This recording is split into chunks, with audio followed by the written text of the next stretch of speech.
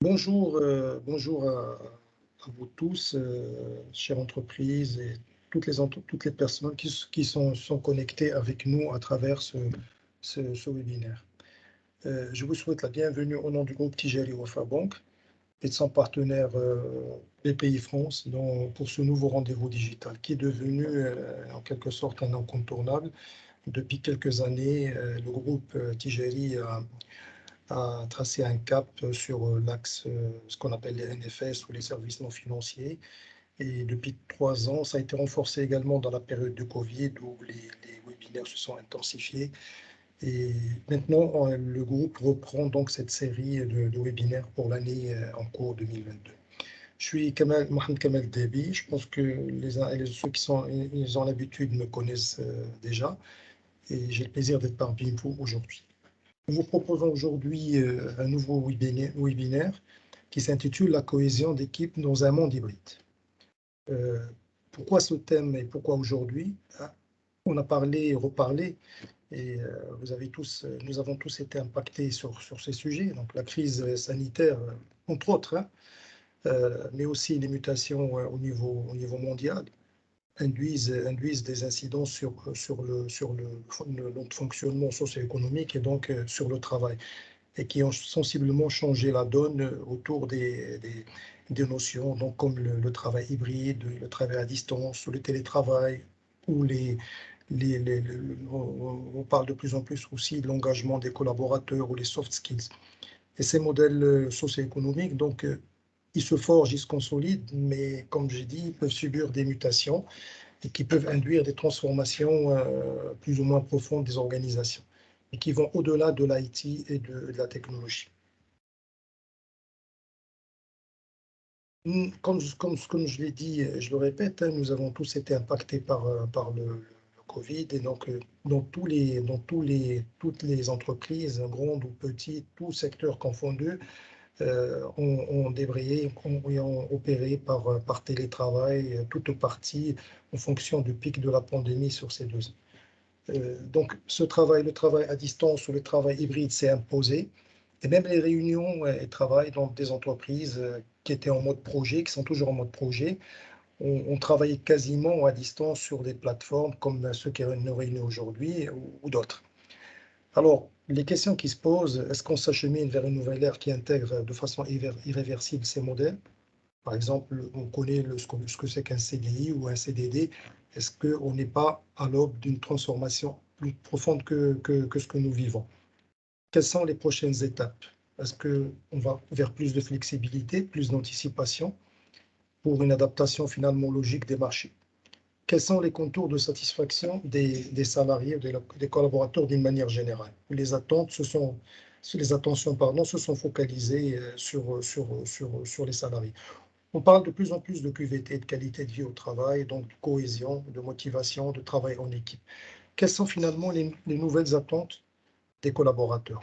Est-ce générationnel, ce que nous vivons? Est-ce que ça touche tout le monde ou est-ce plutôt plus générationnel? Est-ce que la part de l'IT est plus dominante ou il faut aller au-delà c'est un ensemble de bouleversements qui s'annoncent?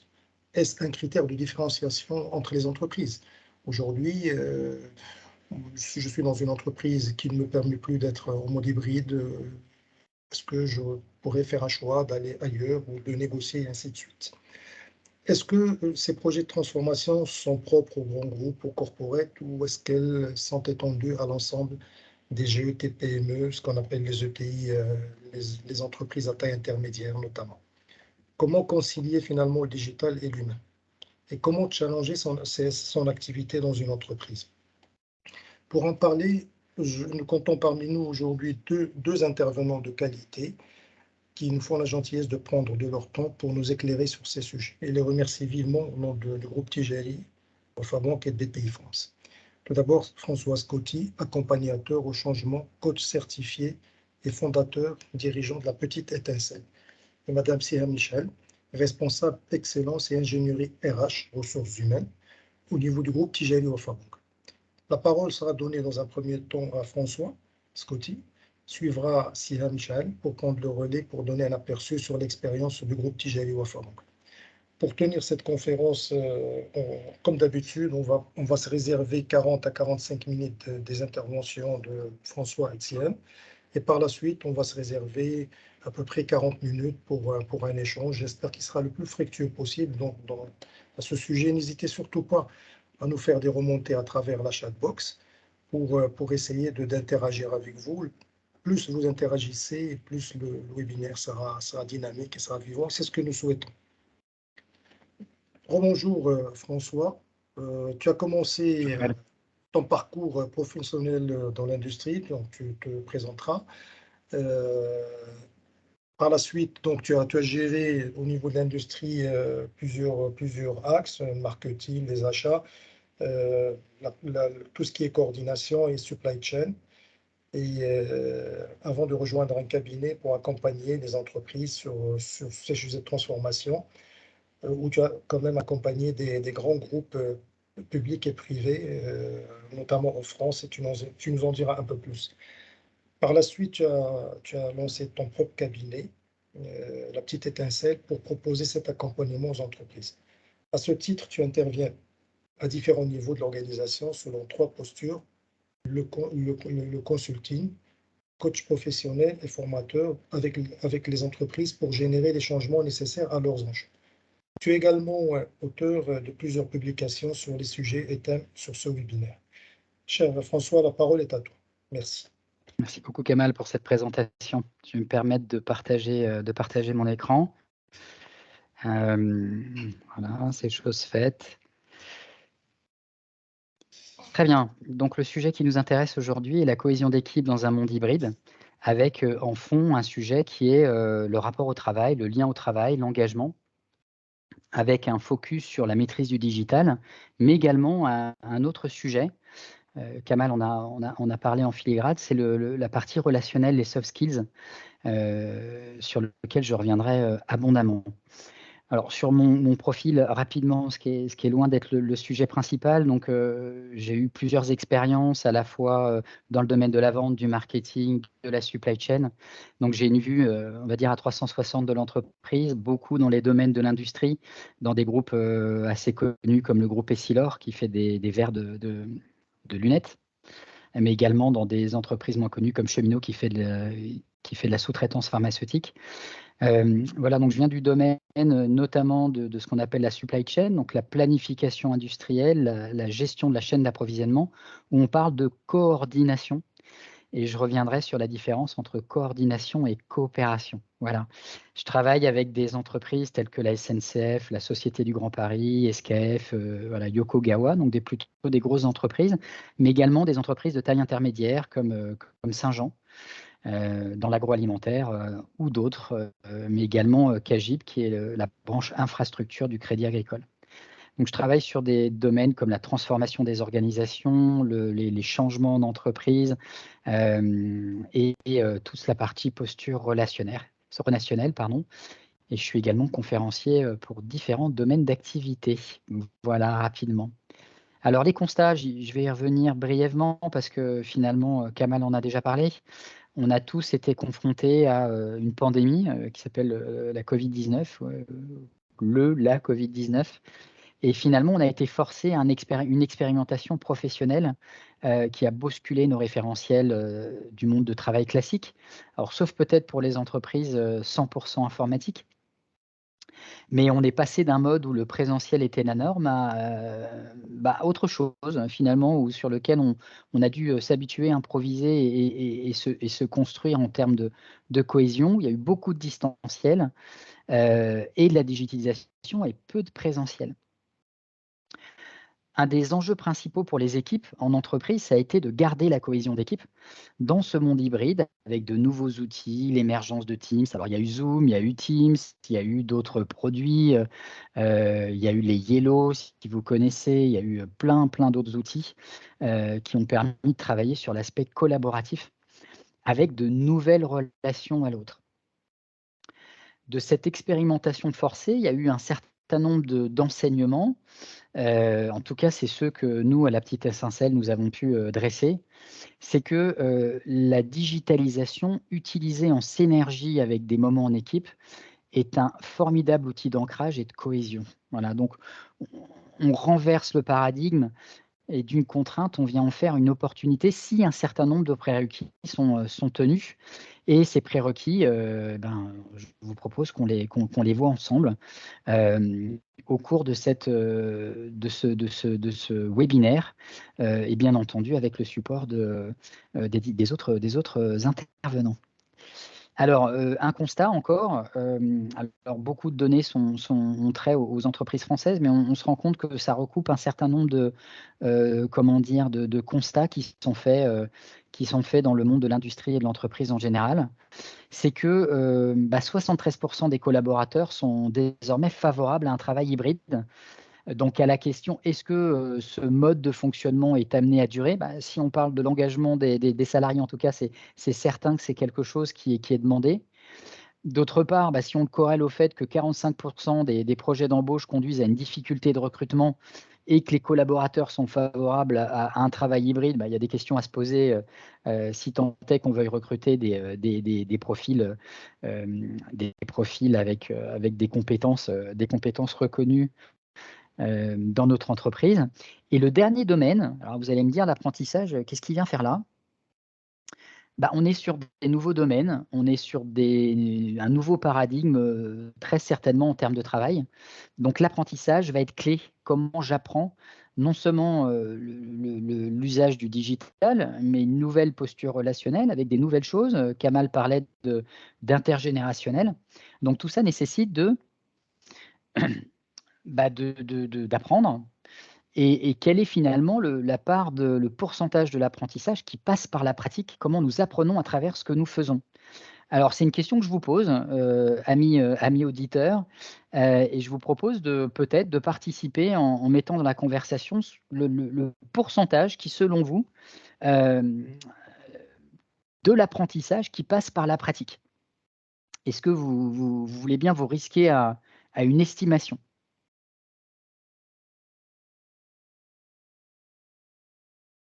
Oui, non? Pas d'estimation de votre part? Bon, écoutez, je vais 90%, Siam. Peuvent interagir effectivement. Bonjour, rebonjour.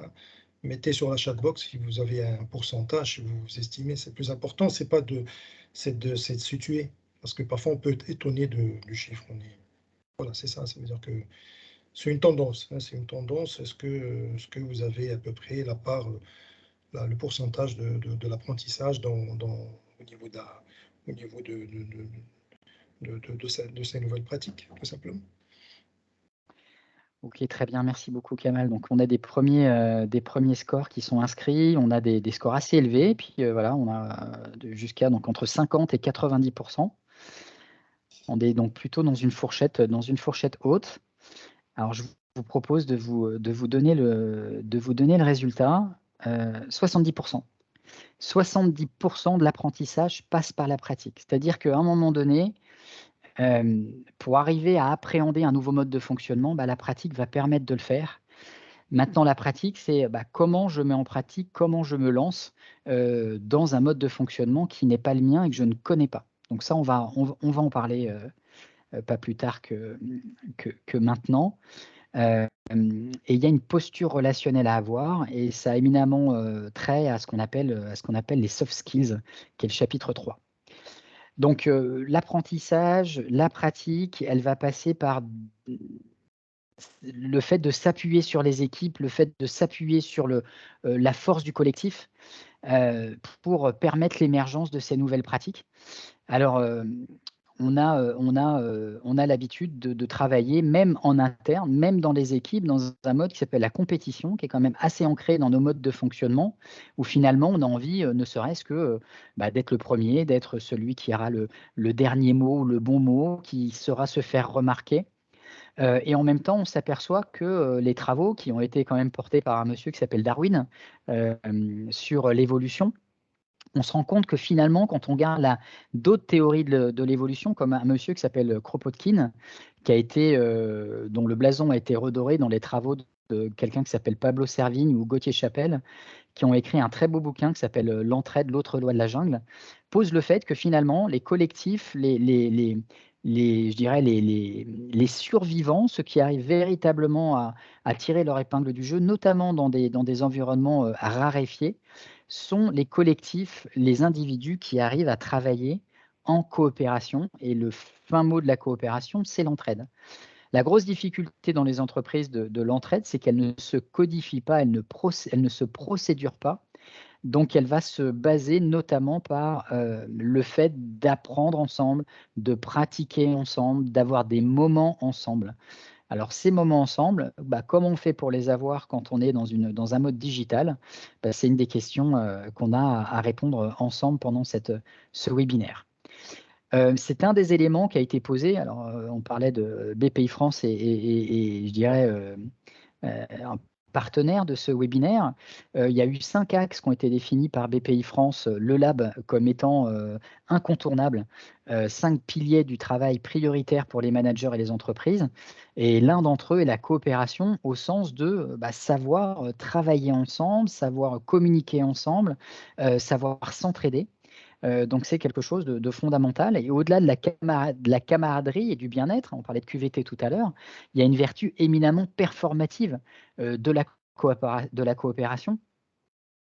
Alors, un métier éminemment performatif, la supply chain le démontre tous les jours, sans doute dans vos équipes et dans votre entreprise, mais il y a bien longtemps, dans des plus grosses entreprises comme des Procter & Gamble, des Coca, mais maintenant la supply chain est devenue incontournable dans beaucoup de domaines. Et donc on parle de performance, hein, et également en dehors de l'aspect bien-être, et les deux peuvent se rejoindre. C'est aussi la coopération un moyen de s'appuyer sur des compétences diverses, puisque il s'agit de mettre, je dirais, en intelligence collective les collectifs, et donc de s'appuyer sur des compétences diverses. Et on s'est aperçu que pour les managers, travailler avec des gens qui avaient des compétences différentes, c'était compliqué, mais en même temps, c'était un formidable levier pour relever le défi de la complexité que nous avons à œuvrer tous les jours en entreprise, sur laquelle nous travaillons tous les jours en entreprise. Et du coup, ça nécessite des compétences plurielles. Alors, pour aller vers la coopération, dans le respect des ressources en place, il y a plusieurs méthodes, dont une que nous avons développée à la petite étincelle, qui va passer par 3 niveaux différents. Le premier niveau, c'est un niveau de reconnaissance. La reconnaissance, c'est quoi? On parle de compétences diverses, donc ça veut dire qu'à un moment donné, quelle est ma place dans le collectif? Qu'est-ce que je vais vouloir y faire? À quoi je vais vouloir contribuer? Mais comment je vais vouloir y contribuer sans y remettre ma chemise? Voilà. C'est que j'ai une attention à mes propres ressources, et c'est important parce que si je n'ai pas une attention à mes propres ressources, il y a fort à parier que je ne serai pas attentif aux ressources des autres. Et dans un collectif, c'est fondamental d'être attentif aux ressources globales. On parlait de projet tout à l'heure. Dans une gestion de projet, il y a cet élément qui est cet élément de prendre soin de l'élément collectif et des autres. L'autre, il est présent, hein, il faut lui laisser sa place, lui donner sa place. Donc, c'est comment je l'accueille, cette personne. Alors, on peut accueillir une personne à la fois dans une réunion en présentiel, mais également en distanciel. Donc, c'est comment je vais être attentif à être à l'écoute de cette personne, être attentif à des signaux faibles sur un mécontentement ou sur le fait que cette personne ne trouve pas sa place. Donc, il y a cette partie de reconnaissance de l'autre également. L'autre partie qui va être là, c'est une partie de sens. Alors, on parle de vision, on parle d'objectifs, on parle de cibles à atteindre ensemble, et tout ça va se faire autour de la création du lien, autour du sens commun. Donc l'objectif, c'est quelque chose qui peut être vu comme qui va relever de la compétence technique, ne serait-ce que du manager, mais la création du lien, la création de la relation, elle va se faire dans le temps. Et donc, ça va demander, pour revenir à l'expérimentation dont je parlais, la pratique, ça va demander une pratique, un apprentissage. Donc, la coopération est un élément qui va nécessiter du temps. Et donc, ça va demander, pour déflorer un peu la partie des bonnes pratiques, ça va demander des rituels. La mise en place de rituels qui sont donc des réunions, des points qui vont être faits de manière, je dirais, routinière, que ça soit tous les jours, à la semaine, au mois, mais c'est des moments de qualité dans laquelle vous allez pouvoir vous retrouver et dans laquelle vous allez travailler sur la posture relationnelle en complément des compétences techniques. Et un dernier élément qui est fondamental, c'est comment passer à l'action ensemble dans l'entraide. Et là encore, la partie expérimentation va être fondamentale. Et on va parler de quelque chose qui existe déjà depuis les années 70 avec un monsieur qui s'appelle Peter Senge, qui vient du MIT, Massachusetts Institute of Technology, et qui a créé une méthode qu'il appelle la cinquième discipline, qui va mêler un ensemble de compétences autour de ce qu'il appelle le réseau apprenant.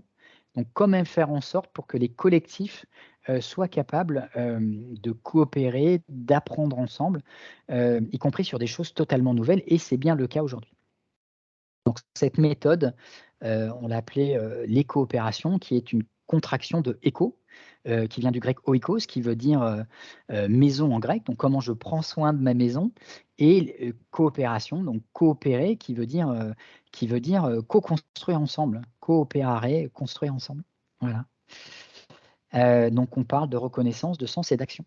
Donc la coopération comme élément fondamental pour créer de la cohésion, y compris dans un environnement qui est un environnement technologique. Un des points qu'on note, c'est que plus on est dans un domaine de high-tech, donc de domaine où la part de la compétence technique va être importante, que cette technicité soit opérationnelle ou digitale, et bien plus cette high-tech va nécessiter un domaine high-touch, c'est-à-dire une capacité à rentrer en cohésion, en relation avec les autres. Plus il y a cet écartèlement vers une compétence technique forte, et plus ça va nécessiter des compétences relationnelles fortes, tout simplement parce que, ça je pense que je vais pas vous l'apprendre, on est des animaux sociaux, on a besoin de l'autre, on a besoin du regard de l'autre, on a besoin de travailler avec l'autre pour nous sortir bien. Donc plus il va y avoir de la technicité et de la distance technique, et plus on va avoir besoin de moments en collectif, que ce soit digitaux ou pas, mais des moments collectifs de qualité. Et donc ça va reposer sur un domaine qui s'appelle les soft skills. Alors les soft skills, j'ai envie à nouveau de vous interroger et de vous demander d'utiliser la chatbot, et merci pour vos réponses précédentes. Alors, ce que je vous propose très simplement, c'est voilà, les soft quoi, si c'est quelque chose que vous ne connaissez pas, je vous propose de mettre un 1 dans la chatbot. Je sais ce que c'est, je sais que c'est important, mais je ne suis pas à l'aise avec ce concept, je ne sais pas trop ce que c'est. Je vous propose de le mettre un 2 dans la chatbox, et j'y suis attentive au quotidien avec mes équipes. À ce moment-là, je vous demande de mettre 3. Encore une fois, il n'y a pas besoin on ne recherche pas une bonne réponse, on recherche une tendance, de manière à ce que on puisse échanger et voir si c'est quelque chose.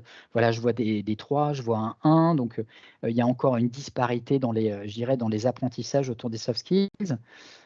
3 à nouveau, donc il semble que ça soit quelque chose qui ne soit pas si nouveau que ça, voire pas du tout pour vous. Voilà, est-ce qu'il y a d'autres réponses éventuellement qui peuvent surgir sur ce sujet des soft skills? Merci beaucoup pour votre franchise. À nouveau 1. Donc, écoutez, je vous propose qu'on continue sur cette découverte du soft skills et des soft skills. Alors, les soft skills, c'est un élément, bon, c'est un mot anglais. Alors, c'est pour venir en complément avec ce qu'on appelle les hard skills, donc les compétences pour le coup techniques. Et donc, ces soft skills, ça va être des compétences relationnelles, parce qu'on s'est aperçu que finalement, et pour ça, moi j'aime bien travailler avec des startups. Alors, j'ai travaillé avec une startup et je travaille avec une startup qui s'appelle FNC, qui a elle-même travaillé avec des scientifiques en sciences cognitives. La présidente d'FNC, Frédéric Chabert, vient du domaine de l'automobile et a travaillé avec des personnes, voilà, des têtes pensantes, hein, des gens avec un cerveau très bien fait, et qui voilà, travaillait sur l'innovation dans l'automobile, et elle était choquée de voir que les projets n'avançaient pas forcément à la vitesse à laquelle ils auraient dû. Et tout simplement parce que vous pouvez avoir des gens dont les compétences techniques sont ultra, méga reconnues, et en même temps des personnes qui ont des difficultés à aller vers l'autre et dont la Et donc, la qualité des interactions s'en faisait ressentir, ce qui fait que les projets n'aboutissaient pas. Donc, FNC a travaillé avec des scientifiques en sciences cognitives. Alors, pour ne pas les nommer, c'est Cogix, hein, un collectif de l'ENS Cachan, qui est une entreprise, une école assez renommée dans le domaine en France. Et donc, FNC leur a demandé de voir des traits de caractère qui étaient prédictifs d'une bonne efficacité collective et donc d'une bonne cohésion d'équipe. Alors, il y a au final 8 traits de caractère qui seraient prédictifs d'une bonne efficacité collective selon les sciences cognitives. Alors, les sciences cognitives, cognitif, c'est connaissance, c'est les sciences qui vont regrouper un ensemble je dirais, de recherches et de chercheurs dans différents domaines qui vont voir notre capacité à apprendre et à travailler ensemble. Ces 8 traits de caractère, ce sont les suivants. Alors, vous avez l'appartenance au groupe. Est-ce que je me sens appartenir au groupe dans lequel je suis, je dirais, partie prenante? Est-ce que finalement, quand on dit compétences, c'est compétences au sens je me reconnais des compétences et je suis fin dans ma capacité à travailler avec ces compétences-là? C'est-à-dire que si je suis expert en lean management, en amélioration continue, bah, je sais d'où je parle, donc j'ai aucune difficulté à le revendiquer, c'est vrai.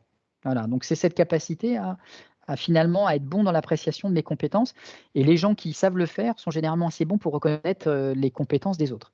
L'efficacité, c'est au sens de je suis orienté solution, c'est-à-dire je veux que quelque chose se fasse, donc si je ne peux pas passer par la porte, je vais passer par la fenêtre.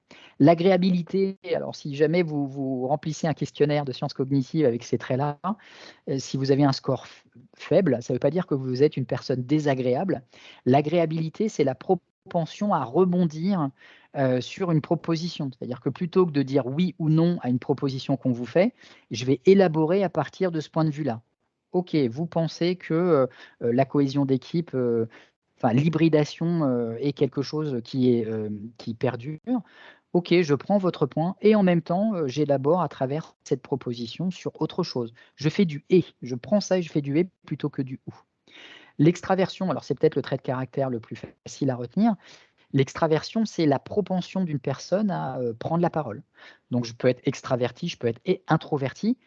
Ici, ce qu'on va regarder, c'est pas forcément le fait de dire il faut que tout le monde soit un extraverti en puissance ou soit dans l'agréabilité en puissance. Non, c'est comment, à travers un collectif dans lequel je vais avoir des extravertis et des introvertis, comment je vais faire en sorte pour que chacun prenne la parole et que la relation soit la meilleure possible pour prendre justement la substantifique moelle des compétences de chacun.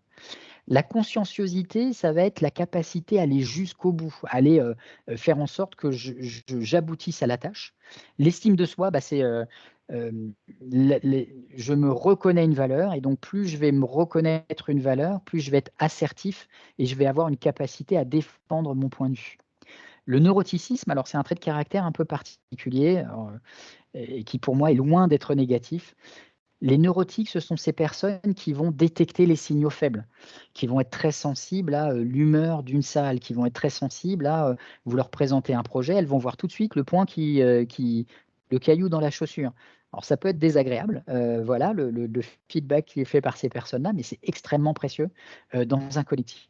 Voilà, donc les soft skills, alors vous en avez beaucoup. Là, je vous présente 8 traits de caractère qui sont prédictifs de l'efficacité collective. Mais ce qu'il faut retenir autour de ça, c'est les soft skills, c'est le talent de rentrer en relation et d'être capable d'interagir avec vos pairs. Alors autour de ça, vous avez un rôle qui est important, c'est le manager dans les équipes. Et le manager, de plus en plus, on va lui demander d'avoir une posture de coach. On va lui demander d'avoir une posture très fine sur la relation. Alors, on va le demander aux managers, mais on va le demander aux équipes également. On va demander aux équipes d'être en co-responsabilité avec leur manager. Qu'est-ce que ça veut dire? Ça veut dire que autour du manager, et le manager va mettre en place des routines managériales avec son équipe. Ces routines, elles peuvent être digitales ou elles peuvent être présentielles.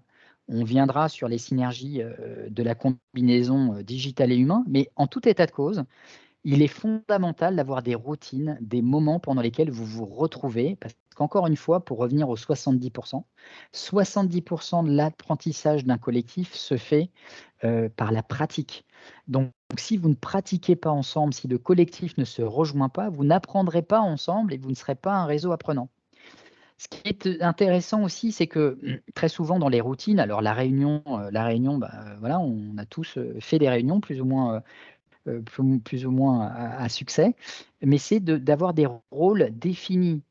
Il faut arrêter, je pense, pardon, je suis assez tranché, avec le manager Shiva. Le manager, l'animateur de réunion ou de routine, il ne peut pas tout faire, c'est pas possible. Ou alors il ne sera pas attentif à l'ensemble des signaux faibles d'une réunion.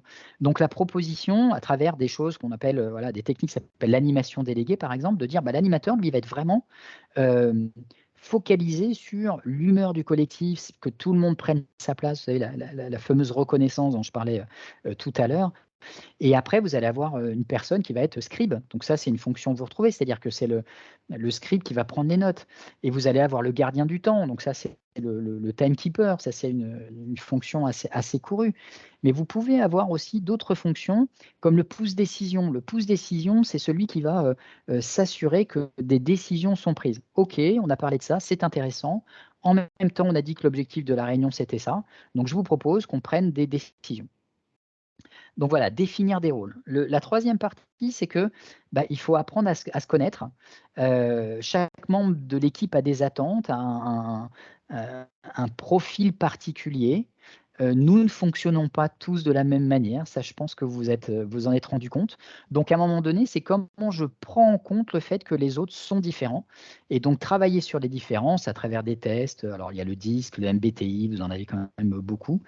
Qu'on peut prendre en compte dans son quotidien. Et Fancy propose un questionnaire également. Donc, comment je me mets en co-responsabilité en m'ouvrant à l'autre. Et le manager, mais également les personnes de l'équipe, peuvent prendre un ensemble de postures que le coach a à travers son métier. C'est comment je pose le contrat, c'est-à-dire comment je fais en sorte de mettre de m'assurer que les autres ont les moyens pour fonctionner. Donc, comment je les mets en autonomie.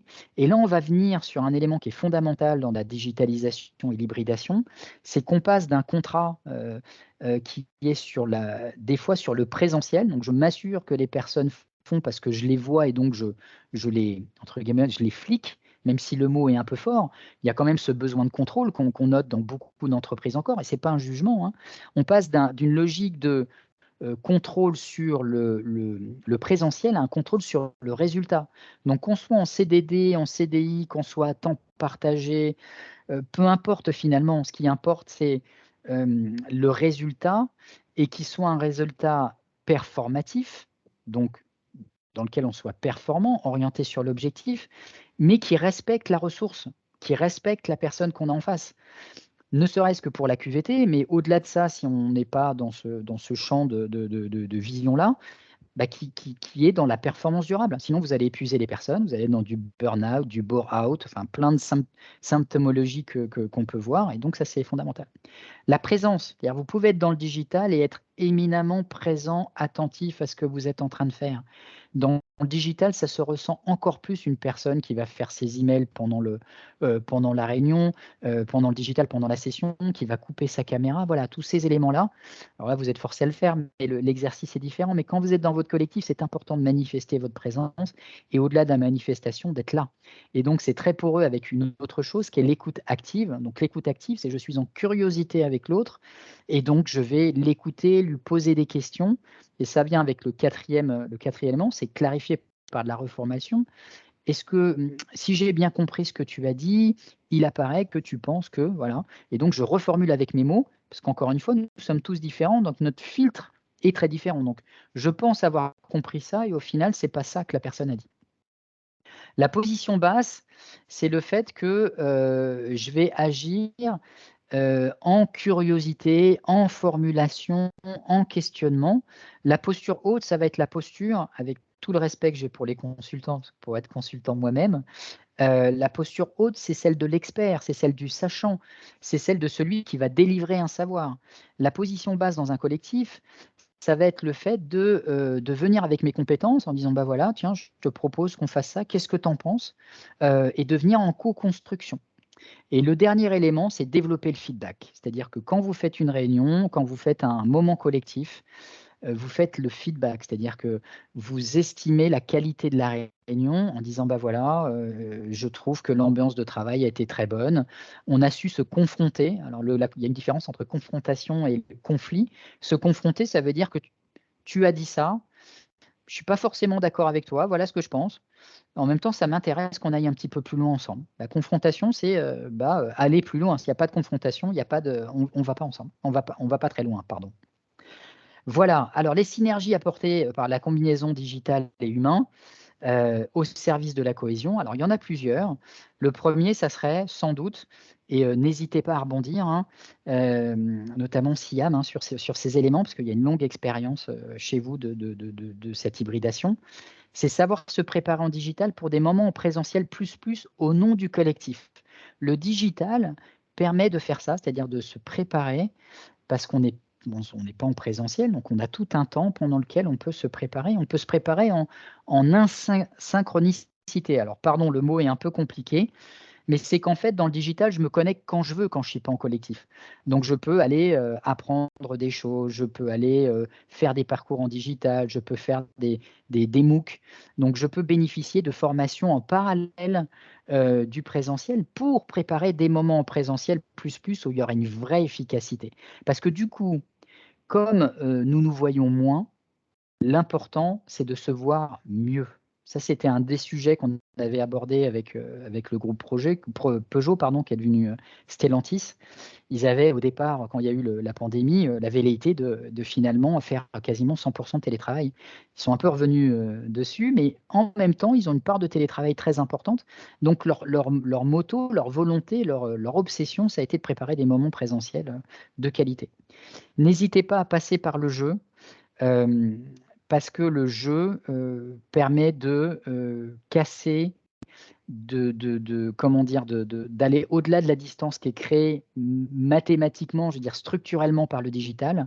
Et donc le jeu permet d'être dans le plaisir, d'être dans la livraison de soi-même, donc dans quelque chose qui va permettre, puis le jeu permet d'apprendre de manière exponentielle.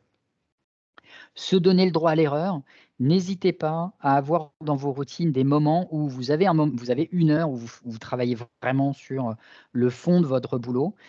Donnez-vous des rituels soupapes, des moments d'équipe soupape dans lesquels pendant une demi-heure, vous allez travailler à améliorer vos soft skills, votre posture relationnelle à travers des jeux, à travers un ensemble de choses que vous allez préparer. Cadencer des rituels d'équipe. Donc là, le digital peut vous aider à faire ça, hein, à programmer, ne serait-ce qu'en mettant dans vos agendas électroniques des moments ensemble. Mettez des routines, c'est-à-dire que, bah, écoutez, tous les lundis, pendant une demi-heure, on va se retrouver de 8h30 à 9h dans un rituel soupape pendant lequel on va apprendre à se connaître différemment. Alors, en dehors du rituel soupape, bah, programmer des moments de collectif, hein. S'il y a un message que j'ai envie de vous donner, c'est que l'apprentissage passe par la pratique et nous sommes dans un tournant dans lequel nous avons des nouveaux modèles à inventer. Ça passe par un collectif qui est ressource. Appuyez-vous sur l'intelligence collective. Donc, ça passe par des ancrages, des apprentissages, donc des moments collectifs. La co-responsabilité, c'est-à-dire qu'il faut déléguer. Peut-être qu'à un moment donné, il y en a un qui arrivera à moins bien faire que les autres, et c'est pas grave. Mais ce qui est certain, c'est que s'il ne fait pas, il apprendra pas à faire, donc il sera toujours mauvais. Et votre collectif sera mauvais parce que vous avez un des maillons qui n'arrive pas à prendre sa place.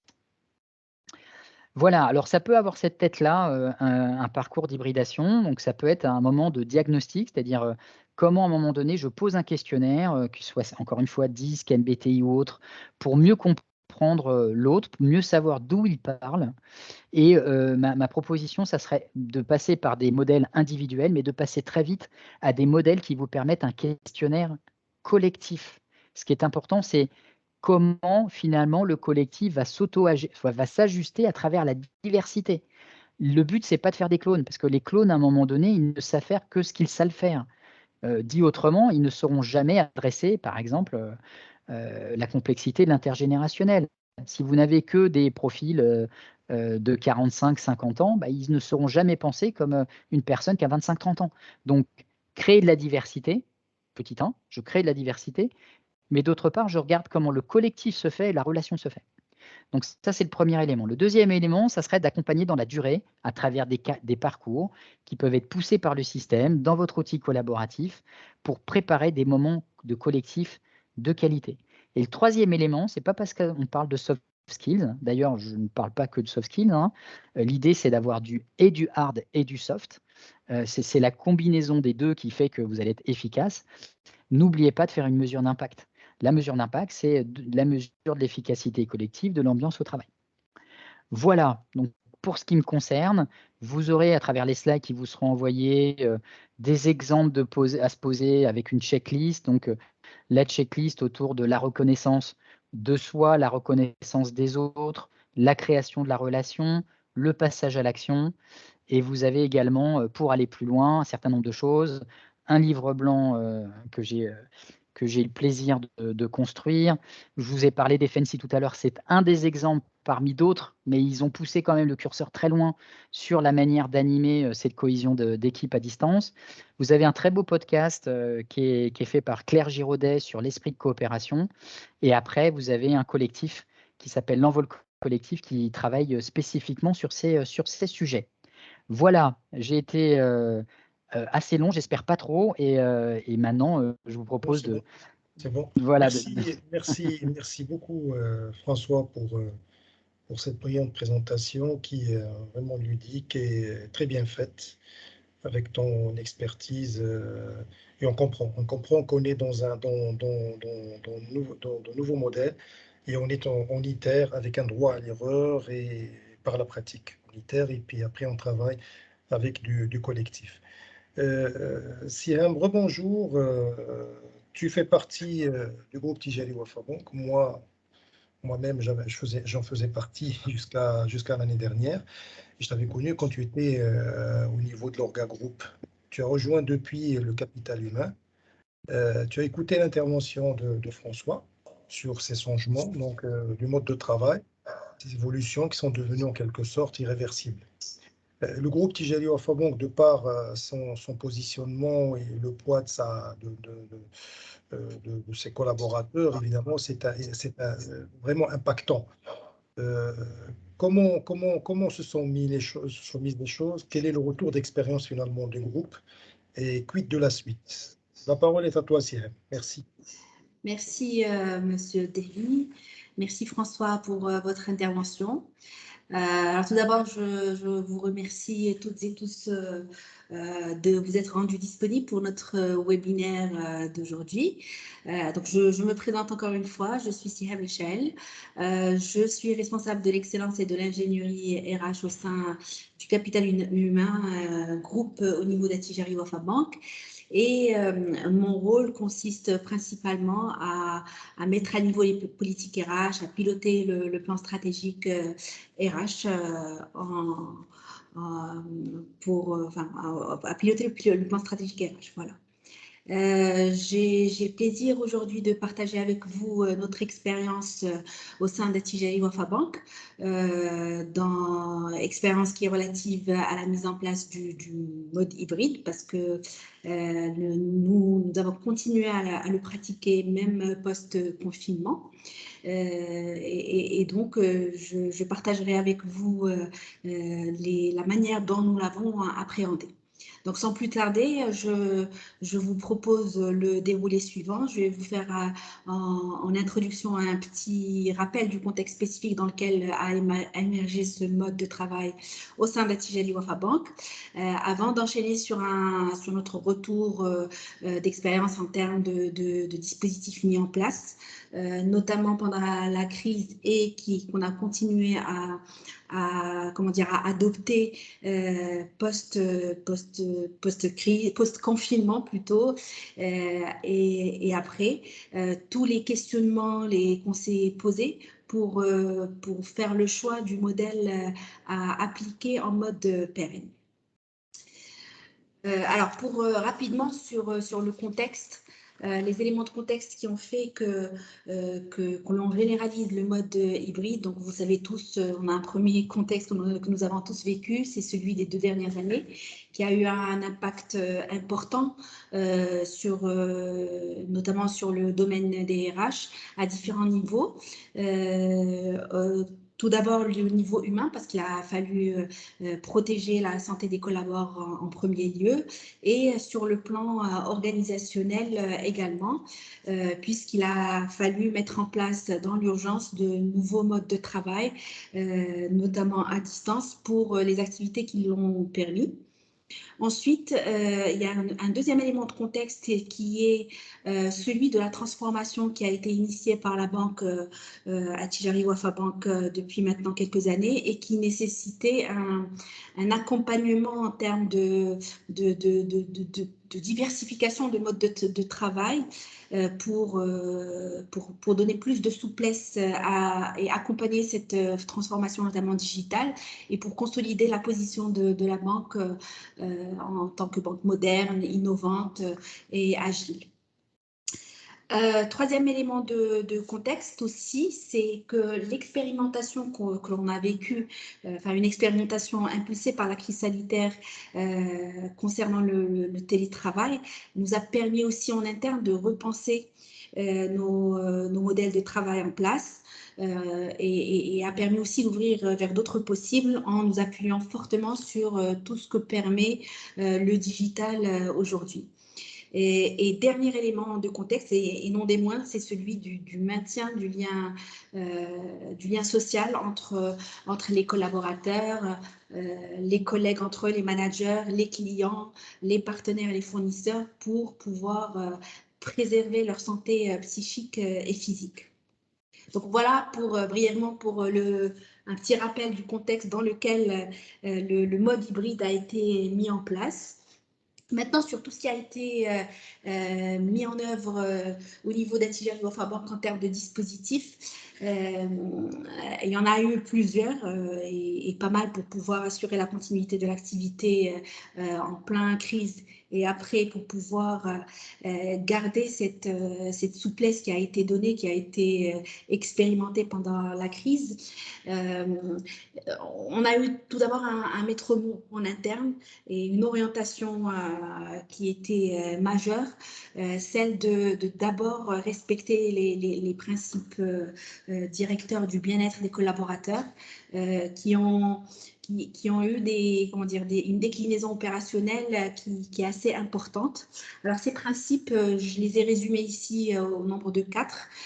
Tout d'abord, donner la priorité à la santé et à la sécurité des collaborateurs. Et concrètement, ça s'est décliné au niveau terrain par la mise en place le fait de reconfigurer les espaces de travail pour permettre plus de distanciation, pour respecter la distanciation sociale. On a aussi réactivé par exemple les navettes entre nos différents sites pour éviter aux collaborateurs qui se déplacent entre les sites de prendre les transports en commun. On a renforcé nos dispositifs de nettoyage qui continuent, le dispositif de nettoyage est toujours maintenu aujourd'hui sur nos différents sites. Nous avons mis en place et à disposition les masques, les désinfectants, les visières, notamment pour nos collaborateurs au niveau des agences pour préserver leur santé et créer un climat serein, même quand ils sont ici en présentiel. Deuxième pilier sur lequel on s'est appuyé pour appliquer le mode hybride, c'est celui qui concerne les services de proximité. Donc, on les a plus renforcés. Et je vous cite ici quelques exemples. Par exemple, nous sommes passés à un système de lunchbox tout en renforçant la distanciation sociale dans les espaces de restauration. Il y a eu une organisation de campagne de dépistage ici au niveau des différents bâtiments et aussi des campagnes de vaccination aussi au niveau de nos locaux. On a aussi mis en place un contrôle obligatoire qui continue continue aujourd'hui au niveau un contrôle obligatoire pardon, de la température à l'entrée de chacun de nos sites. On a mis également en place des cellules d'écoute animées par des psychologues pour pouvoir créer un climat serein et pour être au plus proche des collaborateurs, notamment ceux qui sont plus fragiles que d'autres. Troisième pilier, c'est celui qui se réfère à l'engagement. Donc, pour faire perdurer l'engagement des collaborateurs, notamment en période de distanciation forcée, des orientations et des recommandations fortes ont été données, notamment aux managers, pour garder ce contact direct et cette communication avec leurs collaborateurs. Soit via des appels téléphoniques réguliers, soit en donnant ou en établissant des rituels à travers des rencontres virtuelles pour faire vivre le collectif, même s'il est distancié ou s'il est hybride, parce qu'il y avait des équipes qui étaient en présentiel et d'autres qui étaient à distance. Donc, il fallait faire vivre ce collectif-là. Ne pas créer on va dire, de non-équité, on va dire, d'inéquité entre les équipes, que tout le monde soit au même niveau d'information, que le lien soit maintenu entre ces équipes-là. Et pour s'assurer que tout se passe bien, hein, pour pouvoir détecter les petits messages d'alerte en cas de problème de santé ou de décrochage éventuel. Nous avons aussi lancé des sondages anonymes pour identifier au plus juste les besoins des collaborateurs, notamment post-confinement, et comprendre l'état d'esprit dans lequel ils s'inscrivaient suite à toute cette expérience qui était nouvelle pour nous tous. Alors, dernier pilier qui a renforcé ou qui nous a permis aussi de mettre en place ce travail hybride, ce mode hybride, pardon, c'est de mettre en place, c'est de permettre de travailler en mode flexible, et ce, à travers la mise en place de journées de travail alternées, de mise à disposition des collaborateurs d'un ensemble d'outils permettant ce travail collaboratif, et la mise en place aussi de programmes d'accompagnement pour l'adoption de ce nouveau mode de travail. Donc voilà pour les dispositifs que nous avons mis en place en plein crise, post-crise, et qu'on a fait perdurer. Maintenant, après tout ceci, on s'est posé la question sur la pérennisation de ce mode de travail. Donc, d'autant plus que les retours terrain étaient favorables. Il y a eu une bonne performance qui a été notée suite à la mise en place de ce mode de travail, et en nous appuyant aussi sur les benchmarks à l'international qui confirmaient que la tendance sera inscrite en mode pérenne. Et donc, quelque part, il fallait que nous aussi, au sein de Tijari Wafa Bank, de nous y préparer et y réfléchir pour l'adopter en mode pérenne. Donc, ce qu'on a fait, c'est qu'on a mis à plat toute l'expérience qui a été vécue pendant les deux dernières années, et pour en ressortir les avantages et les inconvénients. J'ai essayé de résumer un petit peu ici les principaux avantages et les points de douleur ou les inconvénients qui ont été notés pour pouvoir mettre en face les dispositifs pour les sécuriser. Donc, pour ce qui relève des avantages, donc pour le collaborateur, donc, sans une évidence qui est celle de la diminution du temps de déplacement, puisqu'on a pu permettre cette option au collaborateur pour qu'il puisse télétravailler.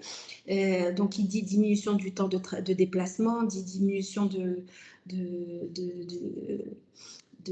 fatigue due au trajet, plus de confort en termes de gestion du temps, puisque on a noté que les horaires, enfin les collaborateurs ont commencé à aménager leurs horaires selon leur, comment dire, pour trouver un équilibre entre le professionnel, enfin leur vie professionnelle et personnelle. Mais également, ce mode de travail a poussé, on va dire, les équipes à repenser leur fonctionnement. Donc, on a noté qu'il y avait on était plus sur du collaboratif et plus sur de l'alignement sur les objectifs plutôt que sur les directives et les ordres donnés. Les managers aussi ont été par la force des choses forcés, pour ceux qui ne le faisaient pas, d'adopter un style de management plus axé sur les résultats et non pas sur du présentiel en continu. Pour la banque, donc, comme je l'ai dit, une productivité, une qualité de travail qui était là au rendez-vous et une continuité de l'activité qui ne s'est pas finalement interrompue. Nous avons également noté une diminution de l'absentéisme et des retards dus notamment au trajet pour les personnes qui habitent loin de leur lieu de travail. Ensuite, un gain et non des moindres, celui de l'optimisation des espaces de travail, puisque le mode hybride permet de libérer des espaces de travail et de les redéployer pour d'autres usages. Un autre point positif, c'est que le fait d'adopter et de permettre ce mode de travail renforce quelque part notre marque employeur, parce que des retours des équipes du recrutement, nous avons constaté que les choix des candidats se faisaient aussi parce que le Attijari Wafa Bank permet aujourd'hui ce mode de travail. Et dernièrement, un autre point qui aujourd'hui qui a sa consistance, c'est qu'aujourd'hui, on a une infrastructure qui est opérationnelle en cas de survenance de situations d'urgence ou de crise qui nous astreindrait à faire du distanciel à 100%. Donc là, l'infrastructure est opérationnelle, elle est rodée. Et nous en remercions nos équipes IT qui ont travaillé de manière très intense pendant ces 2 dernières années pour nous permettre d'appliquer ce mode de travail. Donc voilà pour les avantages que nous avons capturés suite au retour terrain. Ensuite, il y a eu certains points de douleur qui ont été remontés, notamment pour ce qui relève des collaborateurs, le point qui est en lien avec l'isolation sociale, puisque le manque d'interaction sociale au bureau fait que certains collaborateurs peuvent avoir ce sentiment exacerbé de solitude. C'est pour ça que derrière, nous avons recommandé, orienter le management, enfin les lignes managériales, pour qu'ils maintiennent ce lien avec leurs collaborateurs directs. Deuxième point, qui est relatif aux inégalités face au lieu de travail, parce que le travail à domicile, et notamment l'espace qu'on dédie au travail à domicile, n'est pas le même pour tous les collaborateurs. Il peut être perturbé par la présence des enfants, par le bruit, par le chat, le chien, etc.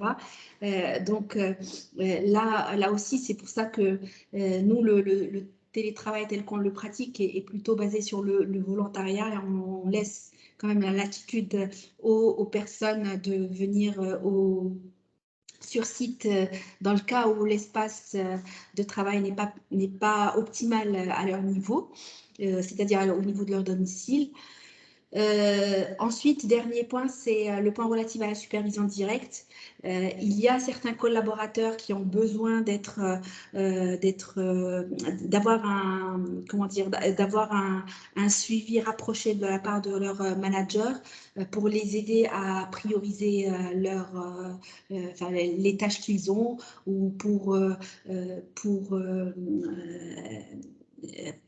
pour être assez autonome ou pour monter en compétence en termes d'autonomie pour travailler à distance. Comme on a eu le cas inverse, c'est-à-dire les collaborateurs qui n'arrivent pas à se déconnecter pardon, et donc ils s'usent à force de maintenir un rythme élevé, une cadence élevée de travail. Pour la banque, alors pour la banque, j'en ai évoqué ici trois. Un, c'est le risque qui ait un impact négatif, entre guillemets, sur l'esprit d'équipe et sur le fonctionnement du collectif, du fait de la distanciation. Et encore une fois, nous avons orienté et recommandé fortement aux managers surtout de maintenir le lien de manière régulière et continue. Un point qui est relatif aussi au suivi des heures travaillées. Bon, c'est vrai on s'oriente vers plus de flexibilité et de moins de contrôle et de surveillance, mais le fait est que il faut qu'à minima les collaborateurs fassent leurs heures de travail. Donc le mode hybride fait que quelque part il devient difficile de faire ce suivi-là. Et dernier point, c'est celui qui est relatif à l'intégration des nouvelles recrues. Qui dit nouvelle recrue dit personne qui ne doit pas être lâchée dans la nature et donc qui doit être bien prise en charge pour qu'elle s'imprègne des valeurs de l'entreprise, pour qu'elle puisse être orientée en interne, pour qu'elle puisse nouer des contacts et des liens avec l'ensemble des collaborateurs, notamment pour les personnes qui sont en relation avec différents services. Il est important que les nouvelles recrues soient bien prises en charge dès leur intégration au niveau de TGRI Wafa Bank. Donc, sur la base de tous ces éléments-là, on a fait une réflexion en interne pour pouvoir choisir le mode hybride ou le modèle hybride qu'on allait instaurer en mode pérenne pour pouvoir permettre et le présentiel et le télétravail. Et derrière, permettre aux collaborateurs de dissocier le temps social et le temps d'exécution. Et donc, le présentiel, aujourd'hui, le bureau, j'ai envie de dire, ça devient, enfin, il prend une autre dimension et il a plutôt une dimension plus sociale de retrouvailles que d'exécution à plein temps, à 100%. En prenant en considération l'ensemble de ces éléments-là, nous avons construit un modèle propre à TGRI Wafa Bank qui permet le travail hybride, mais en nous basant sur un certain nombre de principes ou de points auxquels nous avons mis en place, enfin, vis-à-vis desquels on a mis en place un cadre normé et structuré. Donc, premier point, c'est celui du rôle et de l'attitude de chacun de nous, parce qu'on est conscient que le travail hybride ne peut aboutir s'il n'y a pas cette prise de conscience qui a forcément un changement en termes de compétences, de mentalité, de posture au sein du collectif à avoir. Ensuite, deux points qui se rejoignent, celui relatif au management et celui relatif aux collaborateurs. Donc, pour les managers, je pense qu'aujourd'hui, nos lignes managériales sont conscientes que le style de management doit plutôt être orienté résultat, basé sur la confiance, parce que le rapport entre le manager et les équipes qu'on lui confie quelque part a changé. Et donc, je reviens à ce que disait François tout à l'heure, le manager aujourd'hui joue un rôle plutôt de pivot et de coach qui s'assure que l'ensemble du collectif fonctionne et qui est opérationnel et qui est bien orchestré. Et pour ce qui relève des collaborateurs, Donc là aussi, on est très attentif à ça aussi parce qu'on a compris en interne qu'il y a de nouvelles compétences à acquérir pour les collaborateurs, notamment développer cette propension à l'action, à la prise d'initiative, à avoir cette capacité à gérer les priorités et à être de plus en plus autonome sur les responsabilités qui leur sont appliquées. Et face à ça, il y a un certain nombre d'outils qui sont aujourd'hui à la disposition de l'ensemble des collaborateurs, notamment en termes de formation, parce que les équipes formation aujourd'hui ont travaillé sur ce volet-là pour pouvoir digitaliser au maximum les modules de formation et elles continuent à faire évoluer ce processus-là en offrant plus de formation en mode digital. Et pour ce qui est du point 4, donc je le disais en introduction de cette slide, c'est que tout ça, ça doit être normé, cadré dans le cadre dans un cadre de référence qui est partagé, que tout le monde doit suivre pour pouvoir avancer tous pour les mêmes objectifs et dans la même vision par rapport à cette manière et à ces nouvelles pratiques de travail. Et en face de ça, bien sûr, les processus sont en cours d'évolution parce que le mode de travail hybride implique quelque part évolution des activités, évolution des processus, notamment RH, et la mise en place d'outils collaboratifs qui permettent de bien travailler dans ce modèle-là. Voilà, et pour le 5e point, je l'ai anticipé tout à l'heure, il est relatif à tout le programme de formation en mode digital qui a été mis en place. Donc, beaucoup de modules e-learning qui sont à la disposition des collaborateurs sur une plateforme dédiée, notamment pour tout ce qui relève du travail à distance. Et le point sur le onboarding, alors ce point-là, c'était juste pour vous donner un aperçu sur certains process RH qui ont évolué pour pouvoir suivre ce modèle. Donc voilà pour ce qui a été mis en place au sein d'Attijari Wafa Bank en termes de travail hybride et pour maintenir ce collectif-là et créer un milieu et un environnement de travail adéquat. Merci beaucoup, Sinan, pour ta présentation qui est claire et limpide. Et moi-même, je me reconnais parce que j'ai été impacté en tant qu'ancien cadre de Attijari. J'ai vu un petit peu les choses changer, effectivement. On revient un petit peu à quelques questions-réponses. François, tout à l'heure, on en parlait.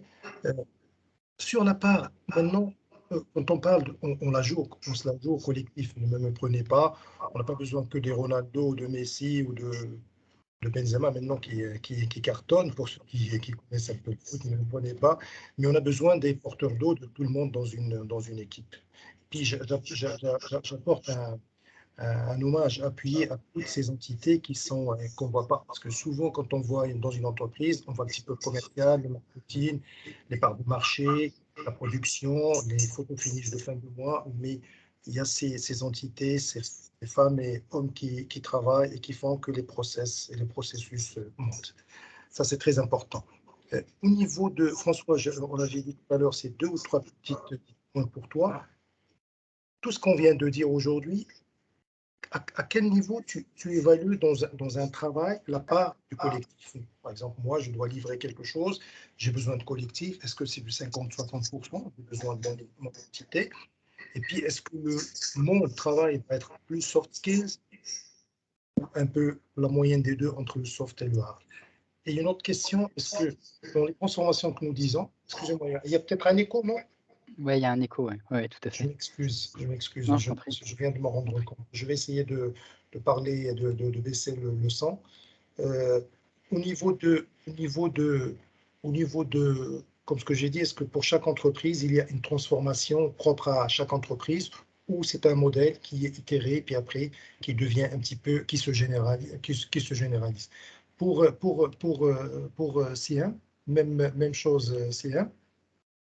C'est une question sur ce que nous avons dit tout à l'heure. Est-ce qu'aujourd'hui, les cadres du groupe Tijari Wafabon, par exemple, qui se sont imprégnés de télétravail, tout ça, est-ce qu'aujourd'hui on travaille mieux? Ça, tu vas me dire, c'est le rôle des managers aussi de voir s'il y a plus d'efficacité dans l'hybride et dans la moyenne des deux. Est-ce qu'aujourd'hui le groupe va aller plus loin? Est-ce que ce que tu viens de nous présenter, est-ce que c'est SME un peu partout au niveau du groupe, partout, ces pratiques, ou uniquement au niveau de CASA? Je pense que c'est un peu général. Une dernière chose, tu en as parlé aussi. Est-ce qu'on voit un petit peu le pôle formation qui va monter en puissance parce qu'on y a pris goût? Les gens ont commencé, on a fait beaucoup de formations pendant la Covid, pardon, et tout ça. Est-ce que c'est quelque chose qui est rentré dans les mœurs? Voilà. François, la parole est à toi et puis après c'est à Siam. Merci. Ok. Merci à toi. En tout cas, je voulais remercier Siam parce que je trouve que déjà les entreprises, s'ils font le bilan sur ce qui s'est passé, il n'y en a pas beaucoup. Pas parce qu'elles ne veulent pas le faire, c'est qu'elles ne prennent pas le temps de le faire. Et en même temps, il y a tellement d'enseignements qu'on a vus à travers votre présentation que c'était très chouette. Merci beaucoup, en tout cas, pour votre partage. En tout cas, sur ce que tu disais, Kamal, sur la proportion du travail collectif, elle est prépondérante, elle est fondamentale, elle est en augmentation pour une simple raison, c'est que on a eu la pandémie, on a d'autres choses qui viennent nous percuter. Alors là, plus proche de l'Europe, il y a l'Ukraine, mais qui a des répercussions mondiales. Il y aura d'autres choses. On est dans un monde en constante adaptation et qui aura affronté des défis écologiques majeurs, nous le savons. Donc, le collectif est la caisse de résonance de l'adressage de la complexité. Et la complexité ne peut se gérer qu'à travers des compétences multiples, donc ne peut plus se gérer à travers des personnes aussi visionnaires qu'elles soient.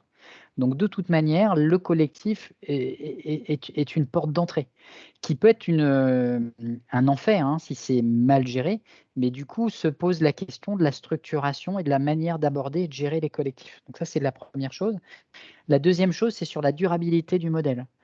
Je répondais à une des personnes là, qui a fait un commentaire sur l'engagement, sur le why, alors qui est une chose qui est notamment chère à un monsieur qui s'appelle Isaac Gates, qui a travaillé sur l'entreprise Libérée. Et je ferai un petit parallèle sur une entreprise qui m'avait contacté en disant moi j'aimerais mettre en place l'entreprise Libérée chez moi, c'est quoi les règles?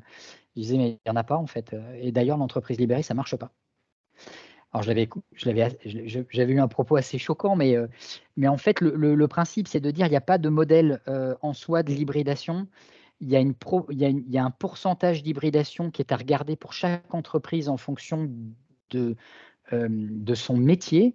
Et quand Siam parlait tout à l'heure d'avoir l'exécution qui peut être faite en digital et je dirais le social qui est fait en présentiel, quand vous prenez des entreprises industrielles pour lesquelles ce sont des opérateurs qui travaillent, donc qui doivent travailler en présentiel, le digital ou le fait de travailler ailleurs que le cadre de l'entreprise peut renverser les choses et le social se fait aussi ailleurs. Donc il y a un savant dosage à regarder qui passe par un moment donné sur ce qu'on appelle des arrêts sur image, il me semble que vous avez su le faire.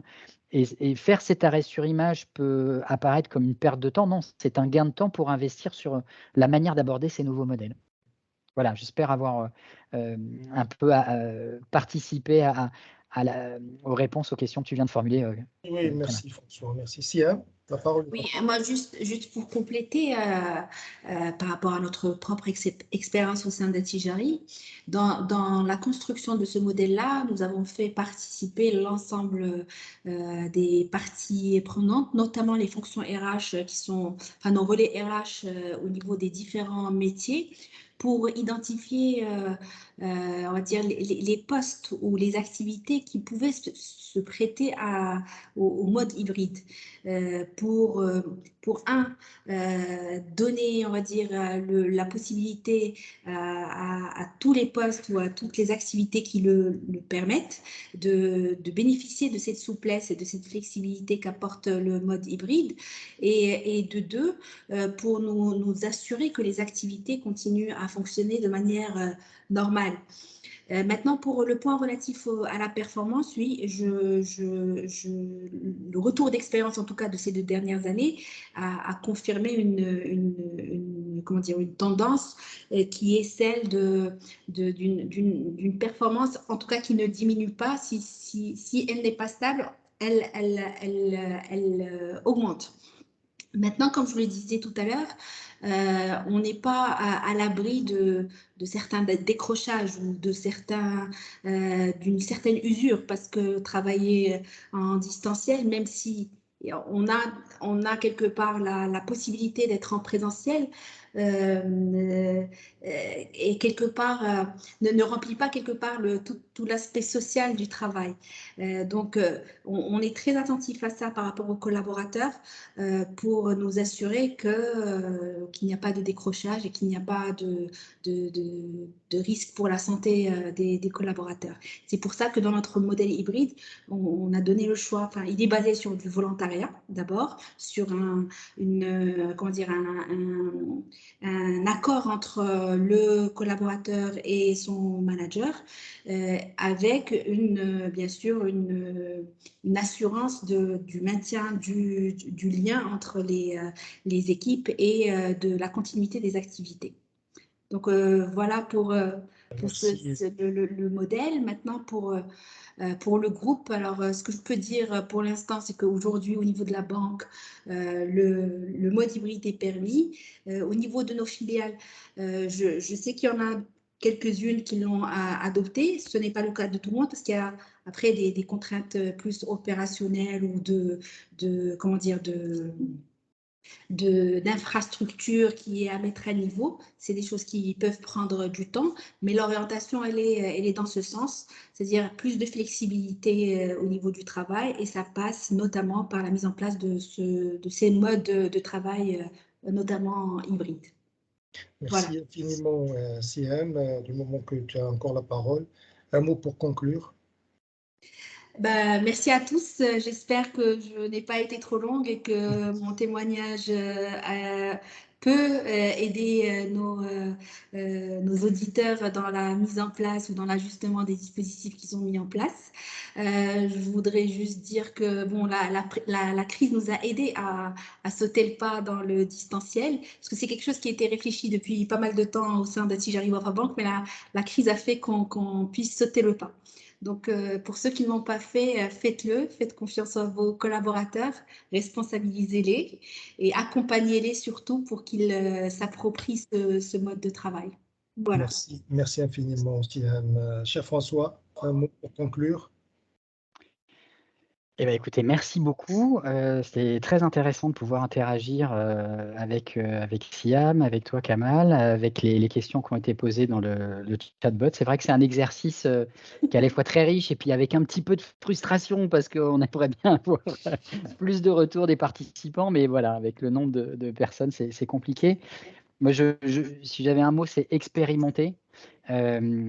En étant dans la protection de vos salariés, c'est-à-dire avoir des éléments de structure sur lesquels vous avez une ritualisation qui est faite, les outils sont clairs, les gens savent comment aborder le sujet. Et cette structuration, ce cadre, va permettre d'aller vers plein de choses, notamment l'évolution vers de nouveaux modèles et certainement plus de confiance. Et donc également, la performance sera là forcément. J'en suis convaincu. Merci infiniment, Siam et François, avec ces conclusions, avec ces mots de conclusion. Merci d'avoir pris votre temps de partager avec nous sur ce sujet qui est quand même important et qui annonce des changements profonds au niveau sociétal, au niveau du travail, dans la relation au travail d'une manière générale. Je suis ravi d'avoir partagé avec vous. Merci, chers auditeurs, d'avoir participé et pris de votre temps aussi pour participer à cette conférence. Je vous retrouve, Inch'Allah, pour le prochain webinaire. Merci beaucoup. Merci CM, merci François, merci Ange. Merci. Merci beaucoup. Merci, au revoir. Merci à tous. Merci à tous pour votre présence. Et au revoir.